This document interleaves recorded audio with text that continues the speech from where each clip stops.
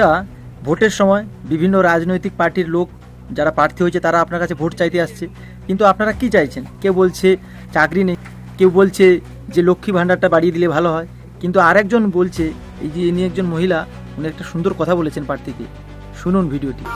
লক্ষ্মী ভান্ডার কোনো ভান্ডারই চাই না, নিরাপত্তা চাই। মেয়েকে যে সন্ধ্যা 8টার পর কোনো টিউশন মাস্টার যাবে তার সঙ্গে এখন কাউকে যেতে হচ্ছে, কারণ তাদের রাস্তায় কোনো সেফটি নাই, আছে কোনো নিরাপত্তা নাই। তাহলে আমাদের এখন নিরাপত্তা চাই। আপনার কাছে সেটা বলছি, আমাদেরকে দেখেন, আমাদের আমি নিরাপত্তা জেতার পর সবার প্রথমে কাজ হবে এই ভরতপুরের মা বোনদের নিরাপত্তার সঙ্গে যুক্ত করা। বুঝতে পারলেন তো যে পশ্চিমবঙ্গে তাহলে নিরাপত্তা নেই, সেই জন্য উনি বলছেন যে লক্ষ্মী ভাণ্ডার চাই না, নিরাপত্তা চাই। বুঝতে পেরেছেন?